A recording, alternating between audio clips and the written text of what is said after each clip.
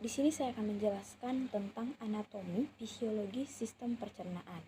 Nah, anatomi sistem pencernaan ada 10, yaitu mulut, tenggorokan, esofagus, lambung, hati, empedu, pankreas, usus halus, usus besar, rektum, dan anus. Nah, bagian mulut merupakan langkah pertama dari sistem pencernaan manusia. Proses pencernaan dimulai saat kamu mengambil gigitan pertama pada makanan, yang disebut juga pencernaan mekanik. Bagian mulut terdapat seperti lidah, gigi, kelenjar air liur yang membantu proses pengunyahan agar makanan lebih mudah dicerna. Air liur mengandung enzim dengan fungsi memecah molekul makanan agar mudah diserap oleh tubuh. Kemudian, setelah mulut, kita lanjut ke tenggorokan atau faring. Tenggorokan atau faring merupakan saluran alat pencernaan yang menghubungkan rongga mulut ke kerongkongan atau esofagus. Faring juga berhubungan dengan rongga hidung yang berfungsi untuk memproduksi suara. Makanan yang ditelan dari mulut masuk melalui tenggorokan dan diteruskan ke tabung berotot esofagus. Tabung ini memiliki panjang sekitar 25 cm. Di bagian esofagus terdapat katup epiglotis yang mencegah makanan dan minuman masuk ke dalam trakea agar kamu tidak tersedak ketika kamu makan. Nah, pada dinding kerongkongan terjadi gerakan peristaltik, yaitu gerakan meremas-remas yang mendorong makanan menuju lambung. Kemudian, setelah masuk ke lambung, karena kan lambung merupakan organ berbentuk seperti kantong yang terdiri dari dinding berotot. Di lambung ini terjadi sistem pencernaan mekanik, di mana makanan dan minuman diremas dan diaduk menjadi bubur makanan oleh otot polos. Nah, ada 3 bagian lambung yang penting, yaitu bagian atas atau kardia, bagian tengah atau pundua, dan bagian bawah atau pilorus. Di bagian lambung juga terdapat pencernaan kimiawi, di mana makanan dicerna oleh enzim dalam getah lambung yang dihasilkan oleh sel-sel kelenjar dinding lambung. Getah lambung terdiri dari pepsin, reksin, dan asam klorida.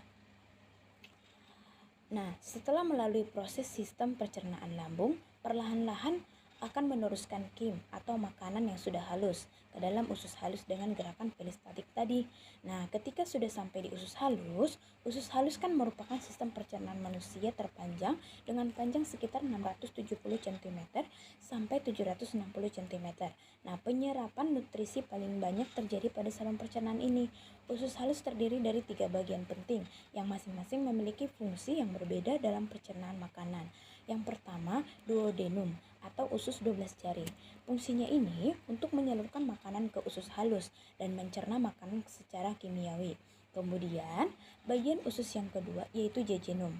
Jejunum atau usus kosong, biasanya disebut usus kosong. Nah, fungsinya ini memperluas untuk penyerapan makanan. Penyerapan nutrisi terdapat di bagian usus halus ini. Kemudian, yang terakhir ada ileum atau usus penyerapan. Pada bagian akhir pada saluran pencernaan, usus halus nutrisi seperti vitamin B12, garam empedu, dan elektrolit yang belum diserap oleh jejunum akan diserap oleh usus ileum. Ini dan seperti jejunum, ileum juga memiliki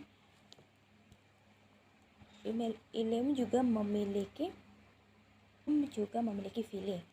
Gerakan kontraksi peristaltik pada usus halus pendorong makanan dan satu bagian ke bagian yang lainnya. Nah, sisa kim yang berupa limbah diteruskan pada sistem pencernaan manusia. Berikutnya yaitu ada usus besar. Sebagian besar kan dari sisa-sisa pencernaan makanan dan air diserap di usus besar, disimpan di rektum, dan dieliminasikan melalui kanalis anal dengan gerakan peristaltik tadi. Itulah proses dari sebuah makanan yang masuk dari mulut hingga dikeluarkan melalui feses atau melalui anus. Dan anus adalah sebuah ruangan yang berawal dari ujung usus besar dan berakhir di anus. Organ ini berfungsi sebagai tempat penyimpanan sementara feses. Biasanya rektum ini kosong karena tinja disimpan di tempat yang lebih tinggi, yaitu pada kolon descendens. Jika kolon descendens penuh dan tinja masuk ke dalam rektum, maka timbul keinginan untuk buang air besar atau BAB, biasanya disebut dengan BAB ya.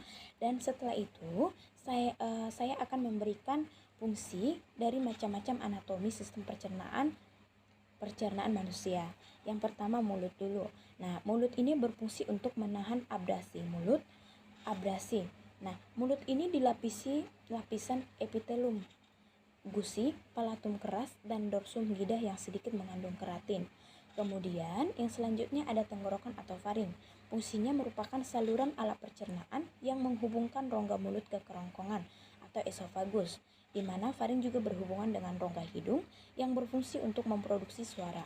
Kemudian selanjutnya kerongkongan adalah tabung yang berotot yang membentang dari jari ke perut melalui serangkaian kontraksi. Fungsinya untuk mendorong makanan dari mulut menuju ke lambung. Fungsi zat kimiawi yang ada di lambung yaitu asam lambung. Asam lambung ini untuk membunuh bakteri yang masuk bersama makanan. Dan ada juga pepsin. Pepsin ini untuk memecah protein jadi pepton dan proteosa. Dan yang terakhir ada renin. Renin ini untuk mengumpulkan protein susu atau kasein. Fungsi dari usus halus, tempat penyerapan sari-sari makanan ke dalam darah dan proses pencernaan yang paling panjang. Fungsi usus besar, membantu proses pembusukan makanan menjadi feses. Dan anus, tempat pembuangan feses melalui anus. Baiklah, sekian materi yang bisa saya sampaikan. Semoga bermanfaat, dan jika saya ada kesalahan saya mohon maaf, dan terima kasih.